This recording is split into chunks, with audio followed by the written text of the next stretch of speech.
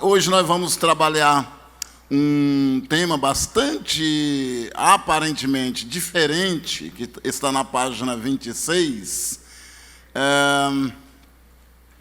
mas não é porque tem tudo a ver com o discipulado. Mas antes disso, deixa eu fazer algumas considerações. Um dia eu estava conversando com meus filhos, eu tenho 2 filhas e um filho, e eu perguntei: qual o ponto alto que vocês enxergam na sua mãe? E aí me admirou, porque uma delas falou assim: ela resolve as coisas. Então, uma das habilidades da minha esposa é dar jeito nas coisas, ela resolve rápido e etc. Mas eu acho que a minha esposa tem outra qualidade muito interessante, que ela é muito bem-humorada. Ela levanta já cantando.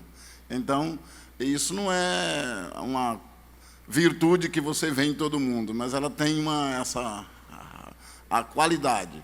Todavia, a maior de todas, talvez, qualidade que a minha esposa esboça é o seu ministério de intercessão. Ela é uma intercessora, uma pessoa que ora.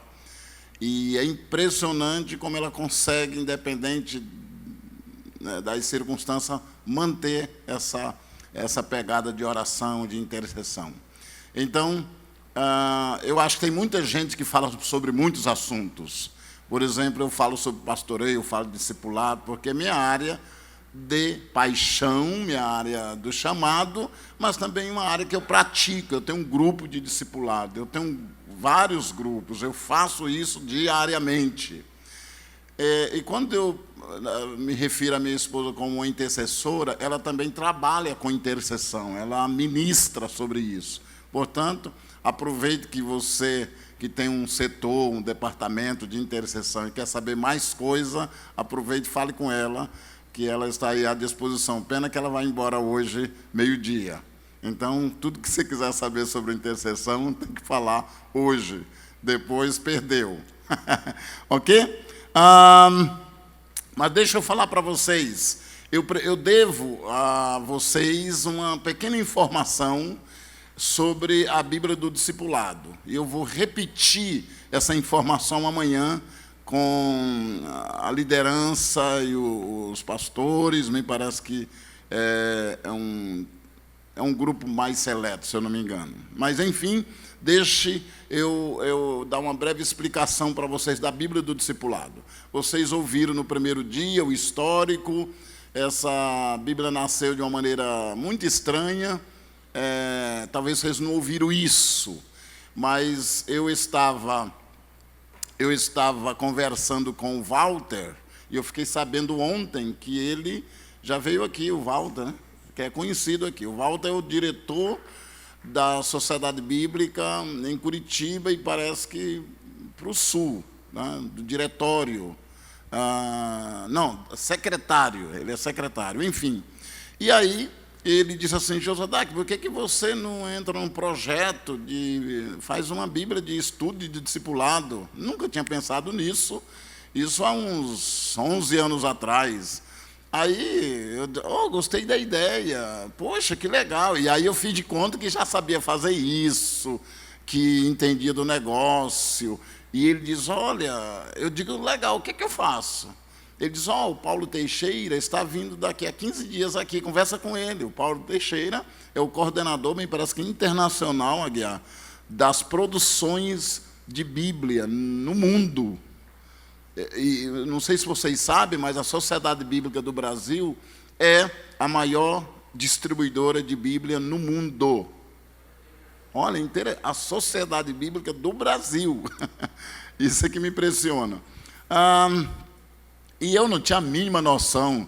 Todavia, eu marquei com o Paulo Teixeira, a gente tomou um café, eu lembro que foi amanhã, de uma segunda-feira, se eu não me engano. E aí ele diz: o que você tem? Eu digo: eu tenho quase tudo. Nem sabia o que estava falando. E aí, porque, na verdade, nessa época, eu estava começando a fazer um projeto de escrever a Bíblia toda em lição de escola bíblica. Então, eu estava bem avançado, eu achava que era por ali, sabia de nada. E eu disse: não, eu tenho tudo, eu já tenho...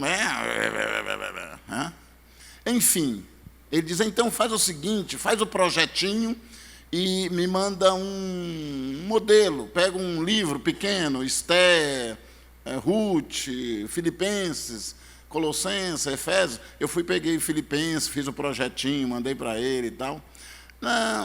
Eu estou contando o bastidor. Um mês depois, eu estava numa reunião da CEPAL, que é a missão que eu fazia parte, e estava na hora do almoço, e saí, nós estávamos numa reunião numa casa, saí um pouco assim. Quando eu volto, o meu coautor estava conversando com outro rapaz sobre a possibilidade dele escrever uma Bíblia do discipulado. E eu ouvi o assunto. Enfim, eu falei, não, mas eu já tenho um projeto desse. E dali começou a parceria. Nós passamos 10 anos produzindo essa Bíblia e hoje está aí, você tem em mãos, e eu quero mostrar para você a ferramenta que você tem na mão, ok? Então, a Bíblia do Discipulado, todo mundo vai dizer que o seu trabalho é diferente, é normal isso, e eu tenho o direito também de falar. Ok, então, a Bíblia do Discipulado, ela é diferente, ok? Por que ela é diferente? É porque é a única que tem, digamos, 4 ferramentas que nenhuma outra tem, ok? Nós fizemos um levantamento de todas as Bíblias. Eu fiz aqui no Brasil, meu coautor, que é americano, fez, eu acho que ele fez um trabalho bom, olhando para as Bíblias no mundo, em inglês ou em outras línguas, e nós percebemos o que cada uma tinha de bom e o que faltava na outra, e tentamos chegar num consenso. O que a Bíblia do Discipulado tem, que as outras não têm? Ela tem aqui, notas, está entendendo? Notas de rodapé. Aí você diz, mas as outras têm também. Você não vai achar o que eu vou falar agora. Prática. Todas as notas de rodapé das Bíblias são exegéticas, são hermenêuticas. Eles tentam dar o significado dos termos. A gente não dá a mínima para isso.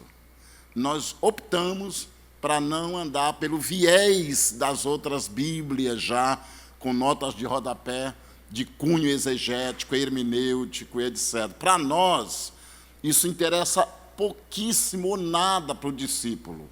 O discípulo não está interessado nessas coisas. O discípulo está interessado o que é aplicável. Se você pegar uma nota de rodapé na Bíblia do discipulado, qualquer uma, eu não tenho espaço aqui para fazer essa demonstração, porque existe um treinamento de como usar a Bíblia, aí sim a gente entra nesses detalhes.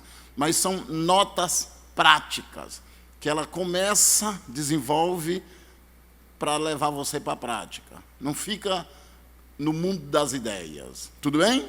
Outra coisa que a Bíblia do Discipulado tem, que as outras não têm, é uma introdução a cada livro. Introdução a cada livro, só que tem um detalhe. Eu não vou terminar de colocar aqui. Uma introdução a cada livro com foco no discipulado. Ou seja, se você abrir qualquer livro, por exemplo, Mateus, João, Romanos, nós não vamos fazer a introdução, Aguiar, dizendo assim, quando o livro foi escrito. Gente, isso aí você acha na internet, é só colocar no Google assim, Mateus, data, tá tudo lá. Para que fazer isso?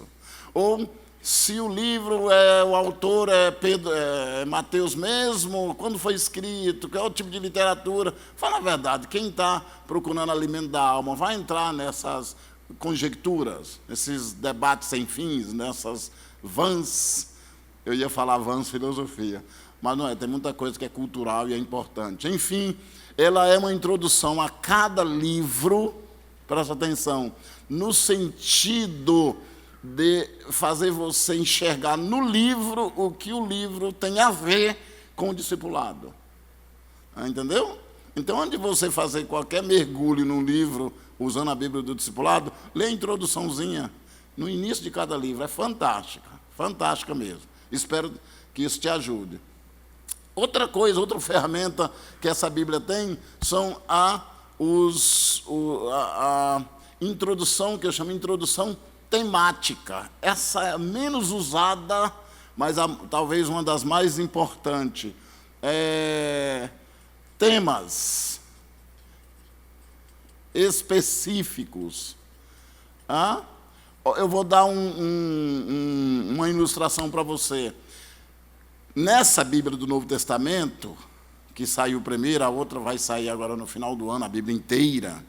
Eu fiz uma reunião na sexta-feira e me deram mais ou menos o desenho, que se não sair na sexta-feira, se não sair no final do ano, vai sair mais ou menos em março.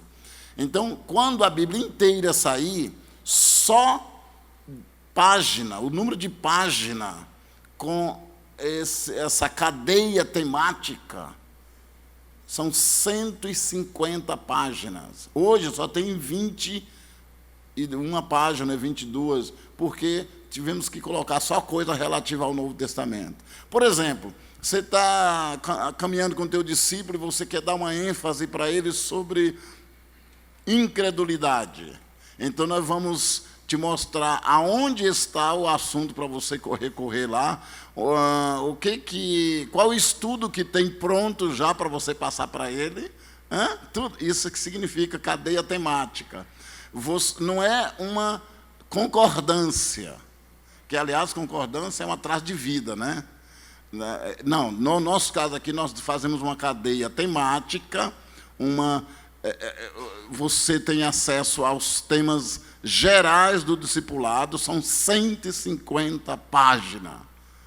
Estou cansado até hoje, só em pensar de ter feito isso. É um trabalho chato. Um trabalho foi muito difícil. Mas, enfim, está aí. Agora, a melhor de todas, a ferramenta que existe treinamento para você usar a Bíblia do Discipulado, e o foco é exatamente esse que eu vou falar para vocês, ok? Mas antes disso, você que está com a Bíblia na mão aí, deixa eu mostrar para você, pelo menos dar uma dica. Nem todo mundo, naturalmente, está com a Bíblia na mão, mas se você tiver, antes de falar desse último ponto aí, eu queria que você, por gentileza, fosse para... Eu estou tentando te orientar, pegar um caminho aqui para te orientar melhor. Vamos lá. Tem tanta coisa que eu poderia mostrar, mas não é hora para isso. Eu queria que você fosse para a página 9, em algarismo romano. Ok? Ok? Não tem... Na verdade, é o 10, em algarismo romano. Não? Desculpa, até eu estou perdido. Muita calma nessa hora. Conta até 3. Achou o livro de Mateus? Acha o livro de Mateus. Isso facilita para você. É na página 1. Não aparece a página 1, mas vai aparecer na sequência a página 2. Se você achou o livro de Mateus, diga amém. Volte uma página. Olha, agora ficou mais fácil.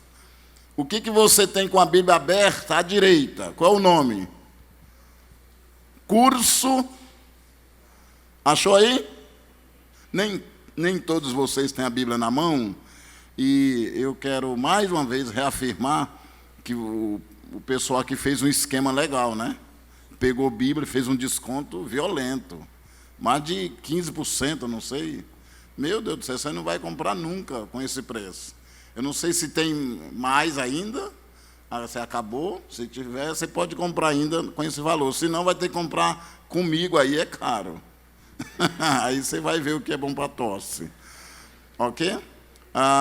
Hoje essa Bíblia, ela era para sair por R$60, essa Bíblia. E aí a gente lutou. Quando eu digo a gente, eu mesmo fui um cara que reivindiquei. Não, vamos baixar esse negócio, vamos conversar. Aí, o ano passado, eles liberaram o valor por R$ 40. Esse ano, eles aumentaram para 45. Hoje, você vai pagar R$ 45 nessa Bíblia. E aproveite, porque mesmo assim é barato.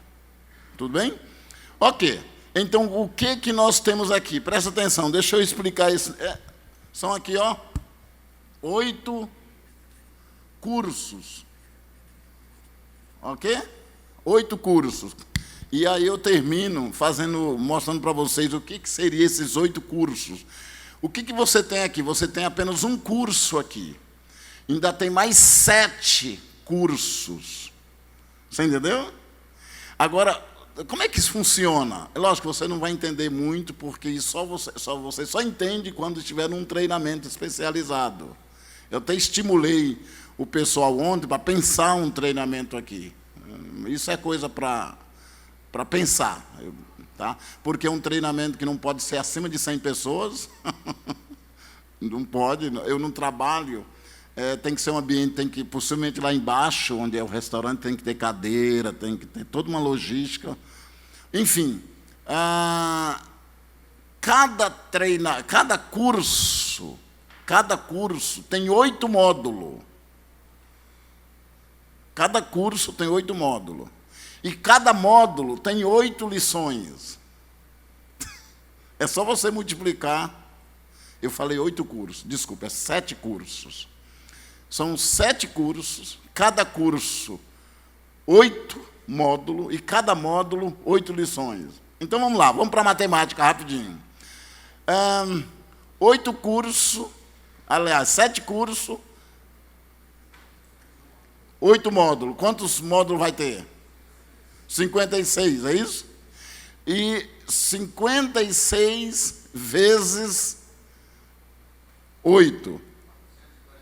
Só isso. Tem 448 lições espalhadas na Bíblia toda. Se você decidir usar uma por semana, que você não vai fazer isso, você não vai acabar nunca. Ok? É um fenômeno. Nenhuma Bíblia, nunca antes na história. Ok. Então, é só para vocês saberem o que vocês têm em mãos. Eu não estou nem falando das notas de rodapé, que só elas já são um fenômeno por si só. Ok? Tudo bem, voltemos aí, por gentileza, para a página 26. E eu quero trabalhar com vocês um assunto super importante, mas eu sempre procuro fazer o seguinte. Diríamos assim que é absolutamente normal e comum você ouvir um tema desse, aplicando a Bíblia na vida cotidiana do discípulo. É muito comum você ouvir isso, não é verdade? Eu acho que você já sabe tanto sobre isso, não é verdade? Eu queria abordar com vocês uma questão diferente aqui, para não chover no molhado, ok? A grande pergunta é o seguinte: até que ponto eu estou sendo honesto com a Bíblia? Presta atenção nessa expressão. Até que ponto eu estou sendo honesto com a Bíblia, com a palavra de Deus, a compartilhar ela para o discípulo, ou no discipulado? Até que ponto? Essa é uma grande pergunta. Porque, antes de qualquer coisa, a minha pergunta é se eu estou sendo honesto com o texto bíblico, com a Bíblia, ok? Então, uma coisa que é muito comum na Assembleia de Deus, e os estudos, os mestres da Assembleia de Deus, eles estão sempre dizendo isso. A Bíblia tem apenas um significado, ok? E é interessante, lógico, alguns de vocês não conseguem, talvez, assimilar isso, mas o que está se dizendo quando a Bíblia tem apenas um significado é que, efetivamente, quando você lê um texto, ele não quer dizer várias coisas, quer dizer uma coisa só. Esse é o ponto de partida. O que existe de diferente são aplicabilidade, ou aplicações. Agora, tem gente que abre o texto bíblico e vai direto na aplicação, e você pensa que ele está falando o que o texto está dizendo. E não, ele está só aplicando, ele não tem compromisso com o texto. Ele só usou o texto como pretexto para dizer o que ele quer dizer. E aí é sério esse negócio. Deixa eu repetir. Ele não tem, quando a pessoa entra no texto e não procura saber o que o texto está dizendo, e ele parte direto para uma aplicação, ele não tem compromisso com o texto, ele só está usando o texto como pretexto para dizer o que ele quer dizer. Olha que encrenca. Muito bem. Então, o que efetivamente nós, como discipuladores, quando lidamos com a palavra, como aplicamos a palavra na vida do discípulo, no seu cotidiano, temos que ter muito cuidado. É ler corretamente o texto. Nós precisamos ler corretamente o texto. Quando eu saí da faculdade, eu saí com uma impressão, eu era bem jovem, menos de 30 anos, e eu saí com a impressão, há 30 anos atrás, que nós não sabíamos ler a Bíblia. Impressão. E aí não foi resolvido isso comigo, e eu fui fazer aula particular de grego com uma senhora de 60 anos, na Vila Mariana, porque, no meu entendimento, se eu estudasse grego, eu ia resolver. Estudei lá mais de um ano, aula particular, um dia por semana, e sabe o que aconteceu? Não entendi nem o grego e quase perdi o português de vista. Ok? Mas a grande verdade é que, com esse passar do tempo, eu fui tentando achar alguma forma, algum jeito, eu mesmo, praticando e tentando compartilhar com os outros algum jeito de como ler a Bíblia corretamente, como ler a Bíblia deixando-a falar por si mesmo. Ok? Aí, sem entrar em detalhes, um tempo atrás eu criei um curso, criei um curso chamado Imersão.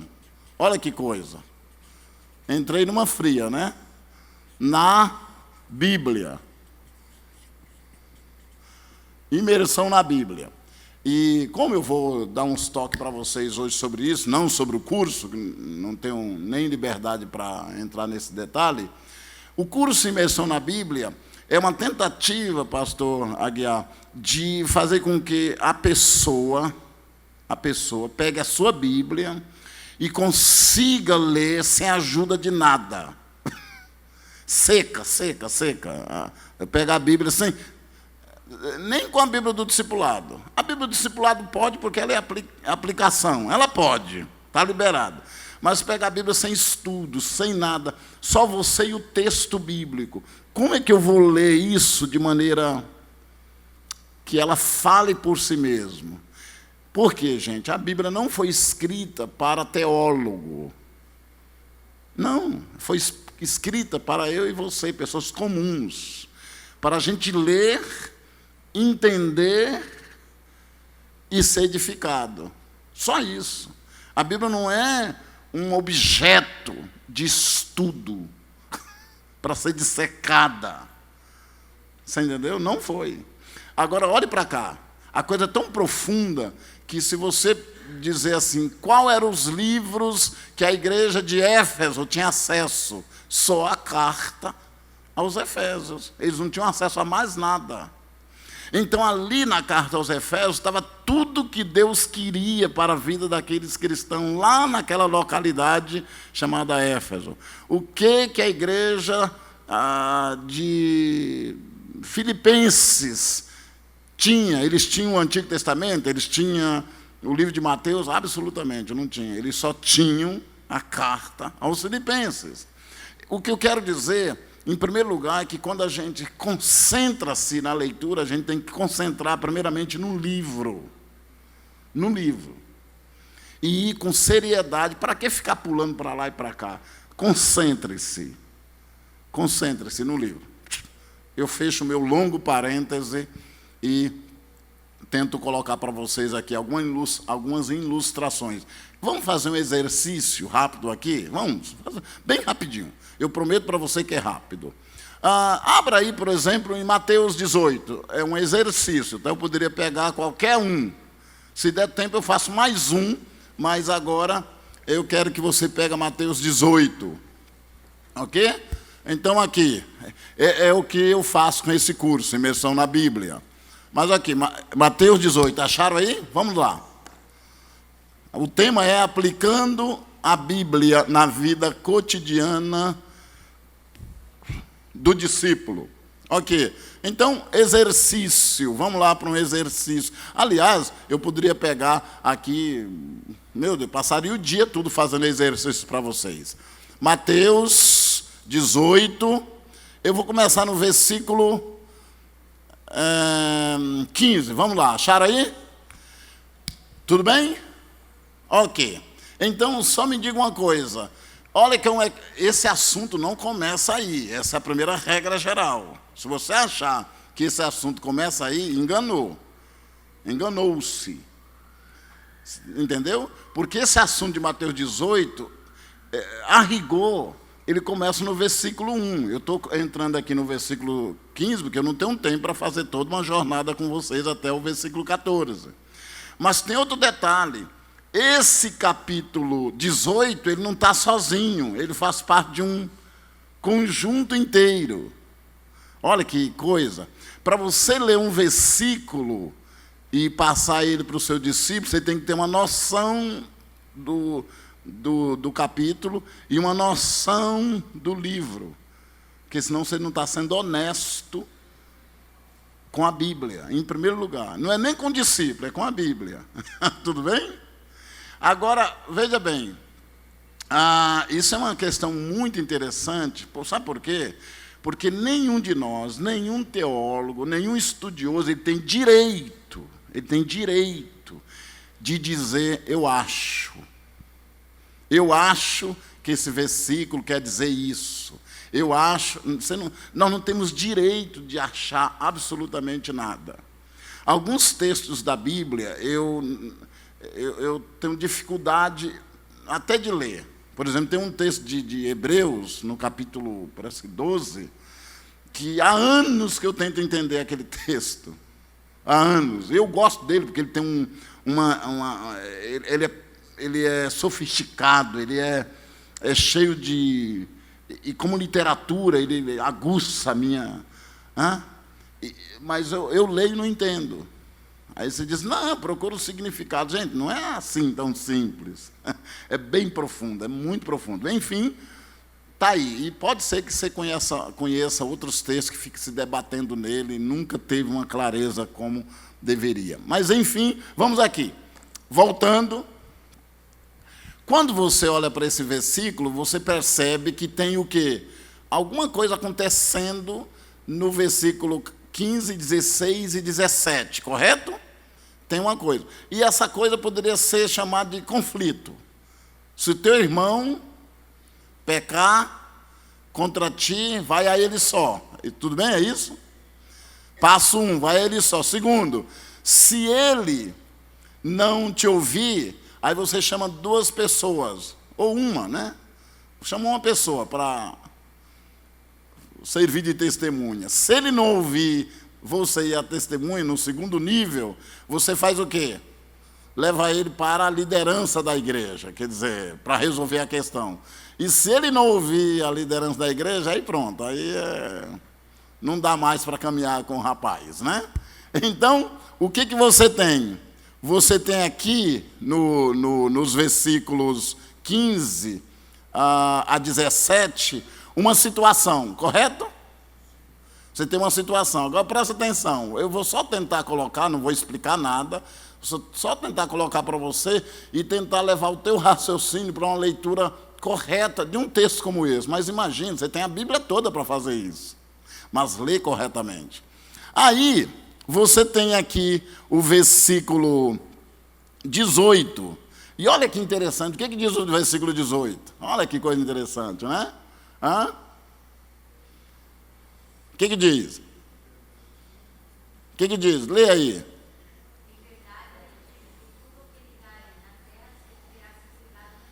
Ok? Então, aqui nesse 15 a 17, você tem a realidade de um conflito. Com certeza tem um conflito em jogo aqui, não tem? Você poderia dar qualquer nome, mas eu estou dando a realidade de um conflito. E aqui tem duas palavrinhas, ligar e desligar, não aparece aí? Agora, presta atenção no início das palavras.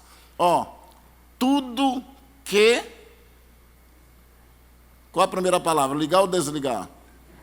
Ligar. Tudo que ligar aonde?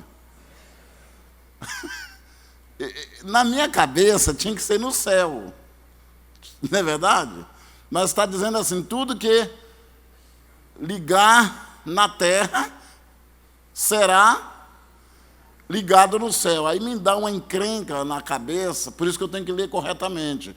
Porque eu acho que deveria ser assim, tudo que ligar no céu será ligado na terra.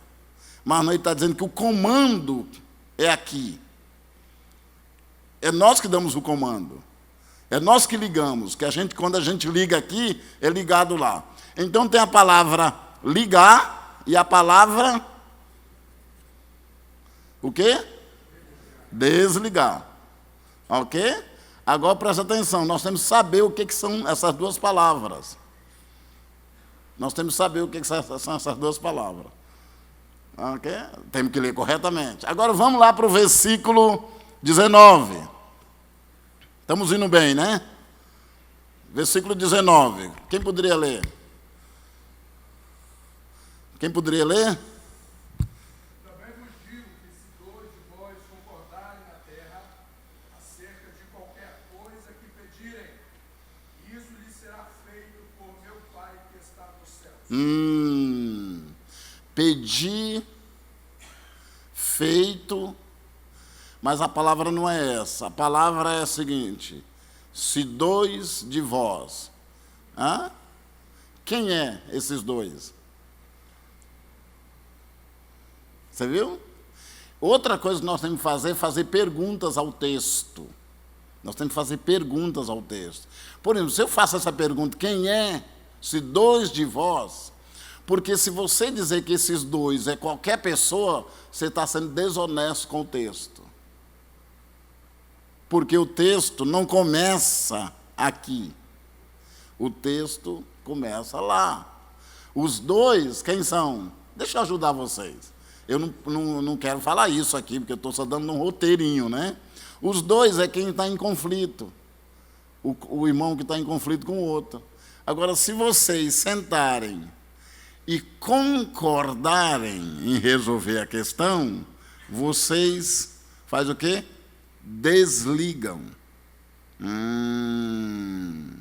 Mas se vocês não sentarem para resolver, vocês continuam ligados. Quantos sacaram o negócio? Só uma pessoa, duas. Está difícil o negócio, mas ok. Eu só estou dizendo que você tem que ser honesto ao texto bíblico. Eu não quero explicar o texto, porque aí perde a graça. Ok? Agora vamos... E essas duas pessoas aqui do versículo 19, né? Se dois de vós... Dois. Ok? Agora... Tem uma série de perguntas aí, né? Por exemplo, essa perguntinha, pastor Guiado, do finalzinho do versículo 19, tudo que pedires. Mas esse tudo é tudo ou é tudo referente à situação do conflito? Por isso que a gente não pode fazer a Bíblia dizer o que ela não está dizendo. Porque se você querer fazer com que a Bíblia diga o que ela não está dizendo, você está sendo desonesto. E para o discípulo, essa caminhada do discípulo, a gente tem que ser muito honesto com a Bíblia para ele ser edificado corretamente. Tá? Mas ok, vamos para o 20, só para fechar aqui. O versículo 20, olha que coisa interessante. Vamos lá. Presta atenção. Vamos lá, Guiá, você está lendo muito bem, por sinal.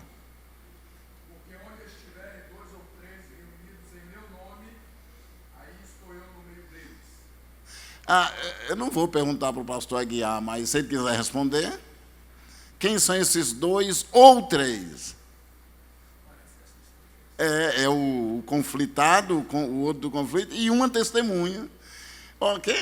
A matemática é simples, a Bíblia tem uma lógica, ela não foi escrita aleatoriamente, ela não foi fruto de uma mente disfuncional, ela tem uma lógica. Aliás, o pastor Alan colocou isso de maneira muito clara ontem, com alguns termos, muito bem colocado. Você entendeu? Agora, nós falamos que esse versículo se aplica àquele culto que veio pouca gente. Eu nem vou entrar em detalhes, vocês entenderam? Como diz o outro, nada a ver. Pode ser que você ache outro texto que fale sobre aquele culto que não veio ninguém, mas não use esse, porque não foi isso que Deus quis dizer. E você não pode dizer, a Bíblia diz. Não diz, gente. Não diz. E eu tenho aqui uns 380 versículos que é usado aleatoriamente, que nunca disse. Alguém criou essa ideia lá, e aí falou para a gente acreditou na pessoa. Quer ver? Um dia, é uma historinha que parece piada, né? Parece piada. Um rapaz chegou atrasado no culto, e é fato. Eu não vou entrar em detalhes. Ele chegou atrasado no culto, e o pastor estava pregando. E dizia, meu irmão, você tem que sair, você tem que se abrir para Deus, você precisa se abrir, você que é ostra. E aí foi falando, e o irmão muito... Chegou, não viu a leitura do texto, aí olhou para o irmão do lado e disse assim, qual foi o versículo que ele leu mesmo? Aí o irmão, leu e tal, assim. E ele foi, abriu a Bíblia e estava lá, e... O homem austero, mas aí o irmão tinha lido o homem ostra. Aí então ele fez a aplicação, e a aplicação estava certa, porque nós precisamos nos abrir para Deus, e é verdadeiro isso. Agora, entre o que eu estou falando ser verdadeiro e dizer que a Bíblia fala isso é desonestidade com a Bíblia. Tudo bem? Vocês nunca viram isso, né? Uma certa vez um jovem me procurou e disse assim, olha, eu ouvi uma mensagem ontem poderosa. E ele começou a falar, eu digo, onde o cara leu? Isso é fato. O pastor leu assim, assado, tá? Eu vou encurtar a conversa. Aí eu digo, que interessante, mas na hora que ele falou o que ele estava falando e o texto bíblico, eu não vi conexão. Aí eu não deveria ter feito isso, peguei a Bíblia e vamos ler o que diz esse texto. Aí começamos a ler. Eu peguei o contexto, comecei a ler, e eu digo, mas não tem nada a ver com o que ele falou, com o que está aqui. E ele disse, é verdade, a gente foi lendo, e aí eu não deveria ter feito isso, mas fiz, agora já foi. Eu perguntei, e aí? Ele diz, eu sinto muito que eu estou sabendo o que a Bíblia diz só agora, eu fico com o pastor, ele é muito sério, ele é muito de Deus. É assim que a gente faz. Pena que a Bíblia veio agora, chegou atrasado. Quantos podem dizer amém? Amém. E outra coisa curiosa é que o texto continua, e você chega ali no 23, tem uma parábola que vai explicar o assunto. E o assunto de tudo isso aqui chama só uma coisa. Eu fui até no 20, então vou colocar assim. Qual que é o assunto? É muito simples. Agora vocês vão entender que o assunto, efetivamente, é esse aqui, ó. Perdão. Portanto, tudo que está trabalhando lá, desde o versículo 1, é sobre isso aqui. A vida de relação e perdão. Então, quando fala, Aguiar, ligar, é quando eu não perdoo. Eu estou ligado à pessoa. Quando eu falo desligar, é quando eu libero o perdão. E aí vem as outras explicações. Aí você diz, não, mas isso é muito difícil. Não, é muito fácil. É mais difícil que você faz.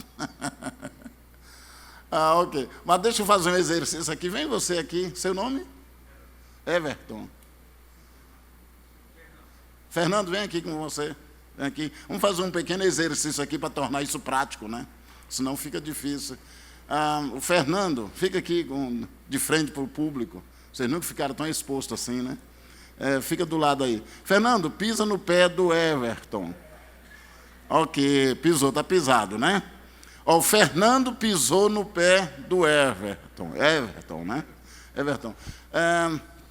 Você de camisa verde aí. Quem deve tomar iniciativa para pedir perdão? Esse aqui, que pisou, né? Lógico. E você, o que você acha? Quem deve tomar a iniciativa de pedir perdão? Aqui, o Fernando pisou no pé do Everton. Não, rapaz, não é você, calma. Não. Quando eu perguntar para ele, ele não vai responder, né? Então, o quê? Ele? Ok, ele também está dizendo que é isso. Mas por quê? Ele é ofendido. Mas esse que pisou. Ah, olha, esses caras entendem tudo o negócio, né? Você e eles. Né? É isso mesmo. Mas nós fazemos exatamente o contrário. Porque ele que pisou é que deve tomar a iniciativa. Mas é o ofendido que deve procurar. Quem é ofendido é mais humilde, né? Porque além de levar o pisão, não é que é mais humilde. Não estou dizendo que você... Né? Você entendeu, né? É só uma simulação aqui. Ok? E veja como é difícil. Dizem que as coisas mais difíceis na vida é dar e perdoar. Ok? E é sobre esse texto que a Bíblia está dizendo, está falando do perdão. Agora, eles estão certos, e o Everton também, que ele levantou a primeira questão, por quê? Se teu irmão pecar contra ti, ou seja, se ele pisar no teu pé, você entendeu? Agora tem um detalhe aqui. Vamos resolver isso. O Barba ali, como é seu nome? Kellyton. O Tom tá bom, né? O Tom tá bom. Tom, como ele deve resolver essa questão? Ele deve chegar e dizer o quê? Sim, lógico, é muito fácil, você é muito objetivo. Mas, assim, qual é a linguagem? Hã? Ok, exatamente. Ele está pegando o caminho ali. Mas, normalmente, o que o Everton faria quando chegasse aqui para o Fernando? Já chegava com a espada na mão. Você pisou no meu pé, você me machucou. E o que ele está fazendo é trazendo o problema para dentro dele. Ele está criando outro conflito. Porque a maioria das vezes, o Fernando é um rapaz muito bom, ele nunca pisa no pé de ninguém, dormindo, esse menino é... Mas, na verdade, existe estatística que mais de 90% do que ofendemos outros, nós não temos a mínima noção que fazemos. E quando ele chega com a acusação, porque quando ele chega dizendo, você me pisou no meu pé, você me machucou, ele está acusando, então ele está criando uma outra situação. Agora, qual o certo? É dizer assim, eu me sinto machucado. Aí sim, ele tira a batata quente da mão dele e coloca na mão dele aqui. Ele tem que falar do sentimento dele, não do que o outro fez. Tá certo? Nós precisamos de umas aulinhas, né, mais práticas para isso. Mas pelo menos você já sabe, minha esposa é profissional nesse negócio. Ela quiser saber como resolve um probleminha, fala com ela. Amém? Obrigado. Doeu aí, Everton? Mas depois ele vai pisar com mais força. Aí deixa. É só você não se comportar que ele... Amém? Puxa vida. Deixa eu dar uma forçadinha. Eu acho que eu peguei 9:26, se eu não me engano. Tá bom, eu tenho que ser fiel aqui também. Deixa eu pegar um caso aqui, Aguiar, do livro de Lucas. Não é um exercício, tá? É só uma brincadeira, se eu posso dizer isso. A gente não deve ficar brincando, mas nesse caso eu quero mostrar para vocês uma situação bem interessante. Opa, será que não é Lucas? Eu acho que é Mateus. É aquele, a medida sacudida, recalcada, transbordante. Eu acho que é Mateus. Eu estou pegando esse versículo só para fazer uma bela... Me inspirei aqui. Qual? É Lucas? Então eu acertei no livro e errei no versículo. 6:37. Muito obrigado. Agora, olhe aí cuidadosamente, como o versículo fala, ó, versículo 37. Não julguem, e vocês não serão julgados. Não condenem, e vocês não serão condenados. Perdoem, e serão perdoados. Deem, e lhes será dado. Boa medida, recalcada, sacudida, transbordante, generosamente lhes será dada, porque com a medida com que tiverem medido, vocês serão medidos também. Alguém pode me dizer de que maneira esse versículo 38 é usado hoje, no dia a dia das igrejas? O Everton, para que é usado? Para oferta? Gente, todo mundo faz. Eu estava numa igreja um dia e um pastor usou e fez e tirou oferta. Aí eu cochichei no ouvido dele: você sabia que esse texto não tem nada a ver com oferta? Ele disse: não. Eu digo: não, é só ler o versículo anterior. E o finalzinho do versículo 38, você percebe que não tem nada a ver com oferta. Ele disse: sim, é verdade. Ele virou para mim e disse assim: mas funcionou. Só disse isso. Nunca esqueci. Mas funcionou. Nem tudo que funciona é correto.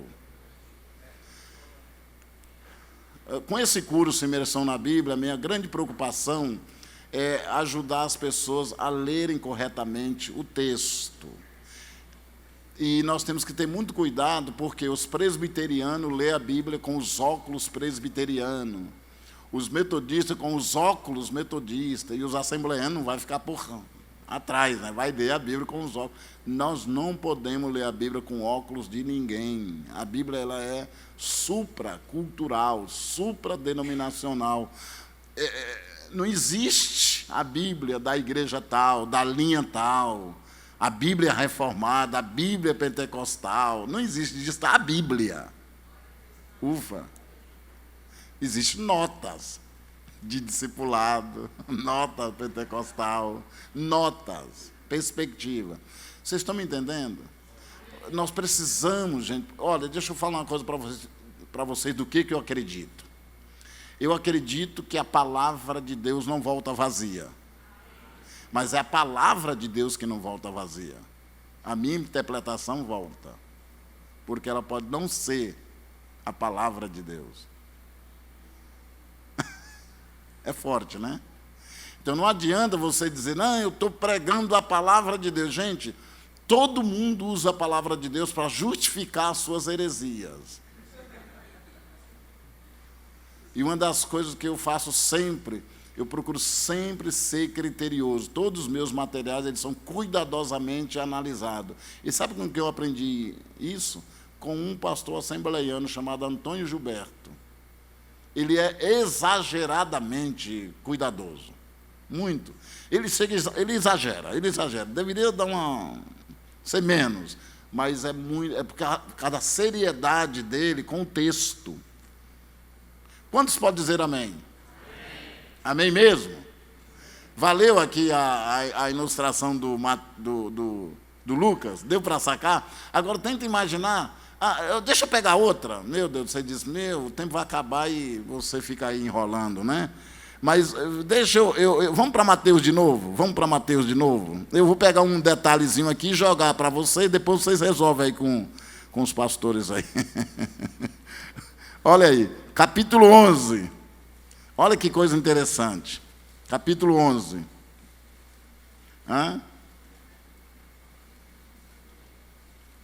Amém? Olha aí, se você olhar cuidadosamente o contexto, se você olhar o contexto, você vai ver que o capítulo 11, especialmente começando no versículo 2, você vai perceber que João Batista manda alguns mensageiros para ver se Jesus, de fato, era aquele que ele esperava. E os mensageiros chegam lá e faz a pergunta, diz, fomos enviados por João para ver se você é o Messias mesmo. E Jesus diz, eu não vou falar nada, é só vocês ficarem um tempinho e ver o que está acontecendo. E ele diz isso no versículo 4. Ele diz assim, então Jesus lhes respondeu, voltem e anunciem a João o que estão ouvindo e vendo. Os cegos veem, os coxos andam, os leprosos são purificados, os surdos ouvem, os mortos são ressuscitados, e aos pobres está sendo pregado o evangelho. E aí, enfim, parece que a turma do João vai embora e chega no versículo 7, olha cuidadosamente. Quando os discípulos de João partiram, Jesus começou a dizer ao povo a respeito de João. E olha o que ele diz. O que vocês foram ver no deserto? Ele faz uma pergunta, né? E aí depois ele faz outra pergunta. Um caniço agitado pelo vento? O que vocês foram ver? Ele faz uma série de perguntas. Então, quando nós lemos um texto desse, nós não temos a mínima do que Jesus está falando. Agora, olhe para cá. Lá em Israel, na época de Jesus, havia duas escolas. Havia uma escola que acreditava que nós temos que ser rígidos na maneira de pensarmos as coisas religiosas, cristãs. Então, eles eram considerados como carvalho, firme. Um carvalho era a árvore mais forte, mais resistente daquela época. Então tem que ser rígido. O vento vem e o carvalho está aqui e o vento não consegue dobrar o carvalho. Então diz assim, você tem que ser firme. Você tem que ser firme. Também tinha uma escola que dizia, não tem que ser firme. Tem que ser maleável, você tem que ser flexível. Né? Você tem que ser um canicinho, uma varinha fininha que o vento vem, né, dobra, o vento passa, você volta para o lugar, mas você cedeu, né? Então havia duas escolas. Jesus pergunta, quem vocês foram ver no deserto? Um caniço? Ou seja, a pergunta de Jesus é retórica. É para dizer, não, vocês não foram ver no deserto um caniço, vocês foram ver no deserto um carvalho, porque João não abria mão, ele era duro, não abria mão mesmo. Tudo bem? Ok, então segura essa informação aí e vamos adiantar um pouco. Eu estou dando só um roteirinho para vocês. Veja agora no mesmo capítulo, quando Jesus praticamente dá um fechamento nessa questão. Ele não fecha 100%, porque ele vai fechar no final do capítulo. Mas ali ele dá um mini fechamento. Olha o que ele diz no 18. Pois veio quem? João, que comia, que nem comia, que não comia, nem bebia, e as pessoas dizem, ele tem o quê? Demônio. Ou seja, João que é duro, firme, que não abre mão das suas convicções, e não comia nem bebia. Era o cara... Aí as pessoas diziam assim, ele tem demônio. Agora veja o versículo 19.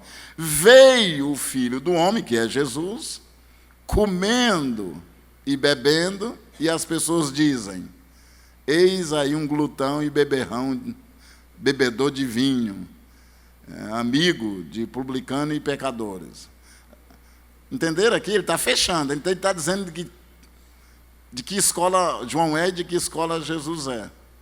E aí a pergunta muito simples é o seguinte, Jesus é um caniço? No texto? Ou Jesus é o carvalho? Quem é o carvalho é João. Porque a grande questão não está em ser duro ou flexível. A grande questão, a problemática está nas pessoas que recepcionam, que é o que diz o versículo 16 e 17. O versículo 16 e 17 é a chave, porque o problema está nas pessoas, não no pregador. Ser firme é estilo, ser mais flexível é outro estilo. Olha aí, agora você tem uma base para ler até o final do capítulo, esse capítulo 11, você tem uma luz. É assim que a gente tem que ler a Bíblia com os nossos discípulos. Eu digo sempre assim, se você está ensinando um discípulo a Bíblia, gaste 10 horas de leitura e meia hora de conversa com ele sobre o texto. Eu vou repetir. Gaste 8 horas, 5 horas, porque você tem que edificar de verdade ele, e ele tem que pegar o caminho certo, a coisa certa. Então, gaste 5 horas, 8 horas, 10 horas, lendo um texto que você vai compartilhar com ele, quem sabe você vai ter só meia hora com ele sobre o texto sagrado, mas é para você ser fiel ao texto. Amém? Amém? Teria o Salmo, por exemplo, 133. Vamos lá para o Salmo 133? Poxa vida. Por que não, né? Porque vocês... na Bíblia do Discipulado ainda não tem o Salmo, tá? Só no ano que vem. Vocês acharam aí o Salmo 133? Salmo 133, ok? Vamos lá, rapidinho. Essa aqui é rapidinho, só vou dar uma ideia básica para você. Como é que começa o Salmo? Versículo 1. Como é que é? É o H antes ou o? O, H, né? Quão bom. O quê? Suave? Ok. Tá, vamos, mas o que eu quero não é isso. O que eu quero é a próxima palavra. Que os irmãos vivem união. O que eu quero é isso, ok? Agora veja a última frase do versículo 3. Qual a última frase? A última frase. Porque ali o Senhor ordena a bênção. Esse ali é aonde? Ali aonde? Nós temos que ler corretamente. Eu estou ajudando vocês. Se ele fala ali, é um lugar que eu digo, um espaço. Você pode cair no erro de achar que é no Monte Hermon, ou que é no Monte Sião, tem que ter muito cuidado. Ok? Ok, então, isso aqui que acontece depois é apenas parábola, ou apenas uma ilustração. Na verdade, o Salmo deveria ser só o versículo 1, né? E o finalzinho do versículo, ou com bom e com suave é que os irmãos vivem em união. Ali o Senhor ordena a bênção e a vida para sempre. Pronto. Agora, para você entender o processo, você tem que ler isso aqui. Agora, vamos lá? Vamos lá. Ali é onde tem isso aqui.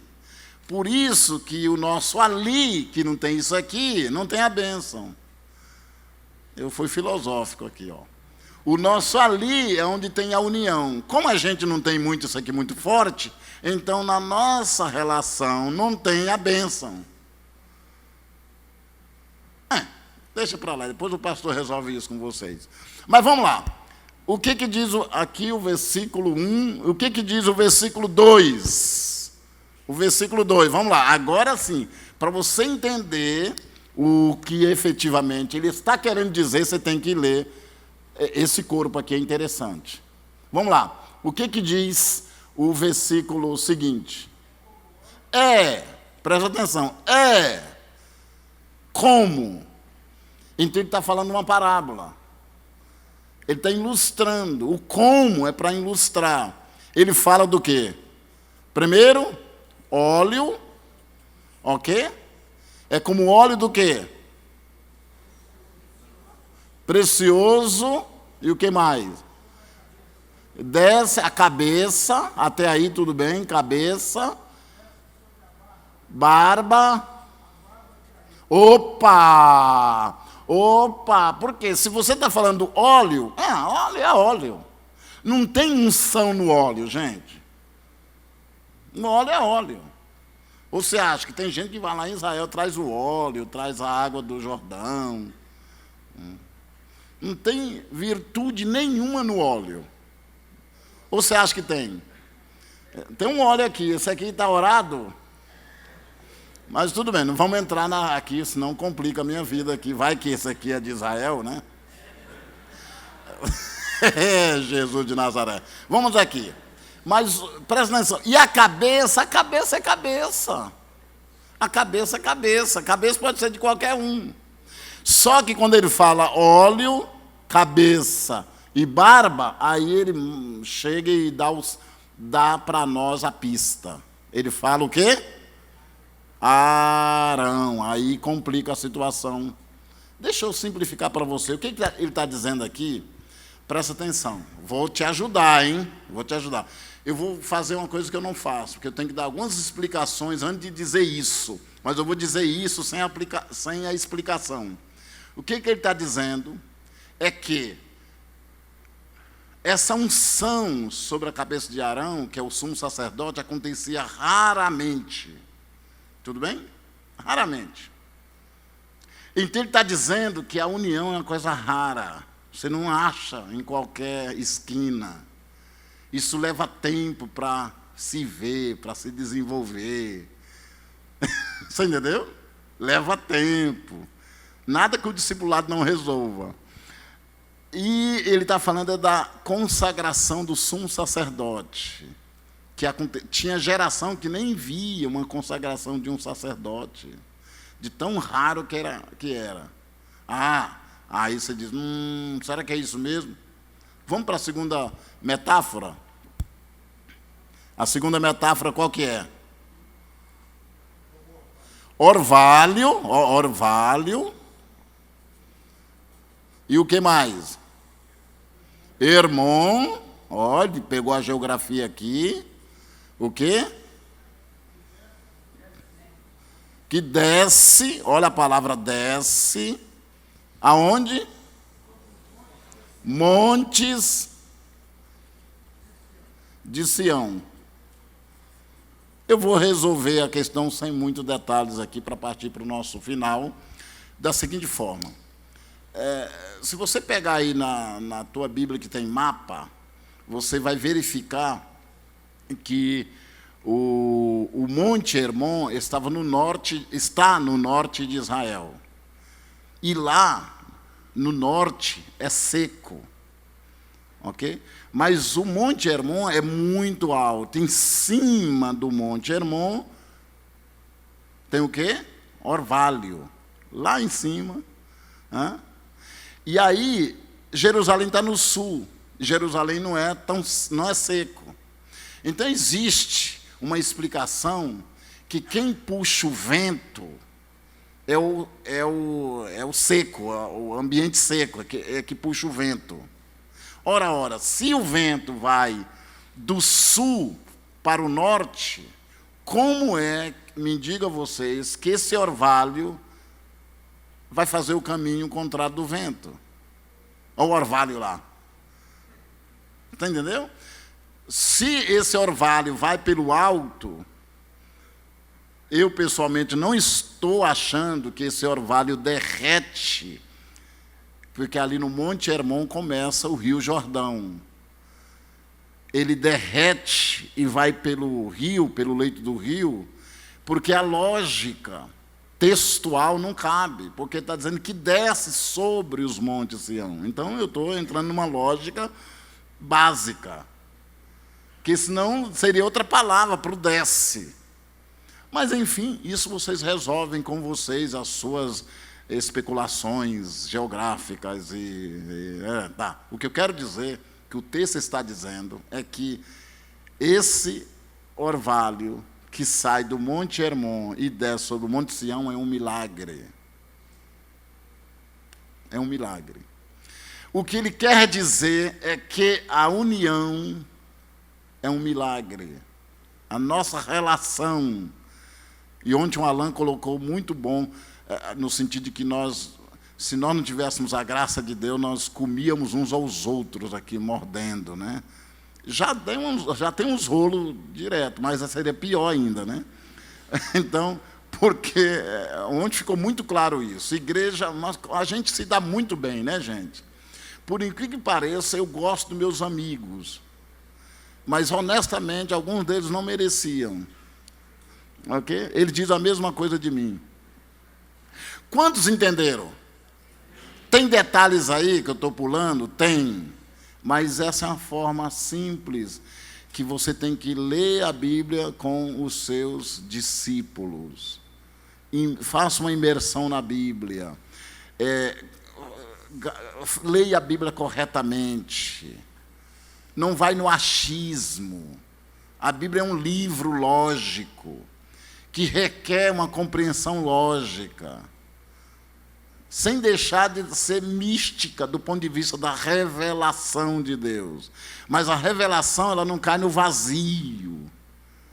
Ela não cai no vazio, ela cai num ambiente de busca, de descoberta, de percepção, de honestidade, integridade com o texto.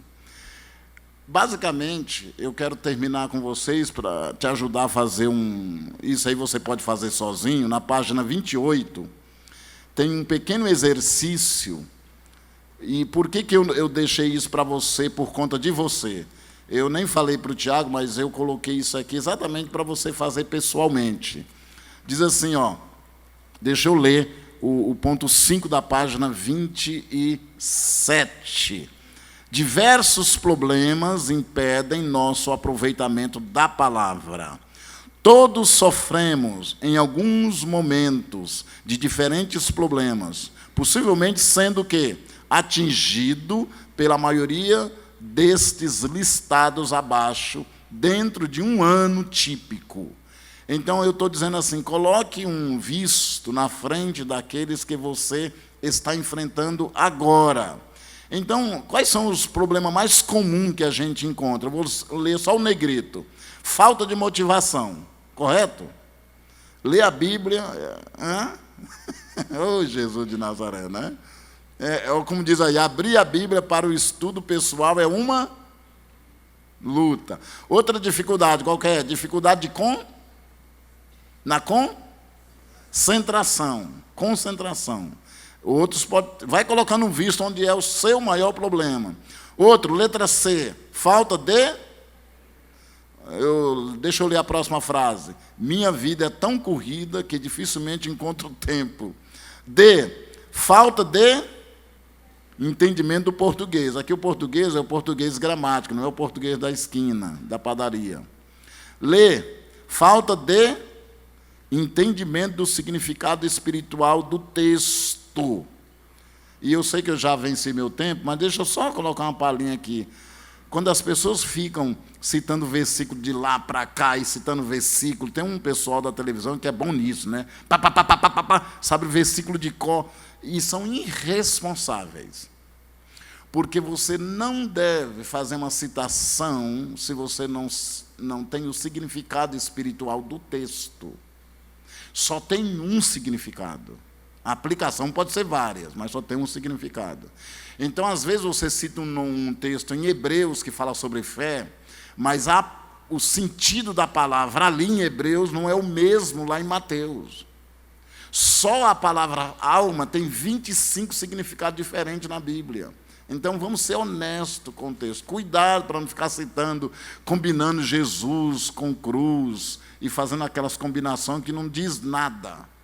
Mas, enfim, vamos em frente, cuidar da nossa vida. F, falta de entendimento de como a Bíblia se aplica à minha vida. E G, falta em perceber mudanças na minha vida baseada no meu tempo diário com a palavra. Então, pode ser que tenha outra dificuldade ali, por isso que tem a letra H. É um exercício simples que você pode resolver. Agora, deixa eu te ajudar, né? Há muitos anos, eu escrevi um livro junto com o meu discipulador, esse livro aqui, Dedicados à Palavra. E ele vai te ajudar, é um livro bem didático, tá? Ele vai te ajudar como resolver esses probleminha aqui, já estou te ajudando. Agora, se você quiser, parece-me que eu trouxe muito pouco desses livros, e ontem eu levei para Jaraguá a metade, então possivelmente tem bem poucos ali, e você pode adquirir. Ok? Amém? Amém?